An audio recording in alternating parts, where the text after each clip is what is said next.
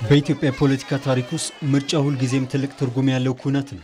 ላለፉት 3 አስርት ዓመታት 6 ጠቅላላ ምርጫዎች ሲካሄዱም የምርጫው ሂደት በቴክኖሎጂ ጥረት ምክንያት የወረቀትና የቀለም እስረኛ ሆኖ ቆይቷል። በሚሊዮኖች የሚቆጠሩ ዜጎች ስም በትላልቅ መዝገቦች ላይ በእጅ ይጻፋል።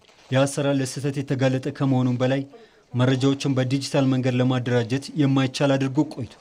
ቴክኖሎጂ በሌለበት ሁኔታ አንድ ሰው በተለያዩ ቦታዎች ከአንድ ጊዜ በላይ ድምፅ እንዳይሰጥ መቆጣጠርም የመራጭ ጣት ላይ በሚቀባ ቀለም ብቻ የታገደ ነበር። ይህም የምርጫ ሂደት ላይ የታማኝነት ጥያቄም ሲያስነሳ ቆይቷል። ሂደቱ ላይ ከነበሩት ችግሮች አንዱ የተንዛዛ አሰራር፣ የማይመች አሰራር፣ ቀልጣፋ ያልሆነ ከዛ ደግሞ ለብልሽት የተጋለጠ ለማጭበርበር የተጋለጠ የምዝገባ ስርዓት ስለነበረ ለእጩዎችም ሆነ ለመራጮች ትንሽ አሰልቺና ተስፋ አስቆራጭ የነበሩ ሂደቶች ነበሩ።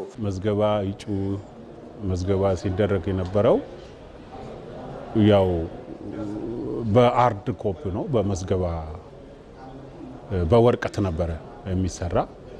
እሱም በጣም አድካሚው ነው።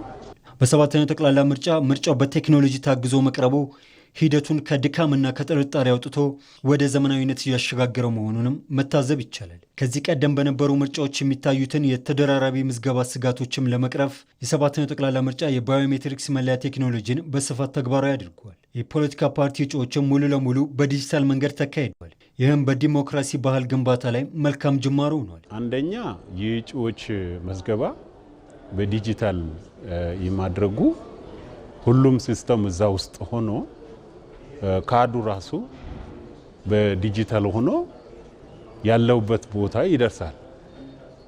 እሱም ጥሩ ነው። የመረጃ ማዛባት አይኖርም።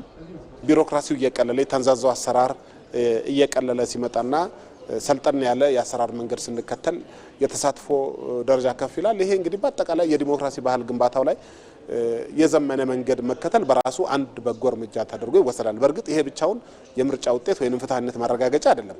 አንዱ አንጓ አድርጎ መውሰድ ይቻላል። በኢትዮጵያ ፖለቲካ ምህዳር ውስጥ የሚዲያ አየር ሰዓት ድልድል ሲነሳ ቅሬታ፣ ጥርጣሬና ፍትሃዊነትን የመጠየቅ ድምጾች መደመጣቸው የተለመደ ነበር። ይሁን እንጂ ዘንድሮ ነገሮች መልካቸውን ቀይረዋል። በሰው እጅ የሚከናወኑ ድልድሎች በቴክኖሎጂ ስልተ ቀመር ሲተኩም ሂደቱ ከሰው ንክኪ ነፃ ወደሆነ ዲጂታል ዳኝነትም የተሸጋገረበት ነው። ይህም ቅሬታዎችና ጥርጣሬዎችን ያስቀረ ሂደት ነው። የእጣ አወጣት ስነ ስርዓቱ ከዚህ በፊት እንግዲህ ከተለመደው ውጪ ነው። በዲጂታል ነው የተደረገው። ሁሉም ፓርቲ አመራሮች የተገኙበት በቴክኖሎጂ በታገዘ ነው የወጣውና ጥሩ ከአድሎም ነፃ የሆነ አደላደል ነው የተደረገው። ነፃ የአየር ሰዓት ድልድሉ በእንደዚህ አይነት መከናወኑ በሀገራችን አንድ ምርጫው ሰላማዊ፣ ዲሞክራሲያዊ እና ተአማኒነት ያለው እንዲሆን ከማድረግ አንጻር ምርጫ ቦርዱም ይሁን እንደ ሀገር አንድ እርምጃ ወደፊት እየሄድን ነው።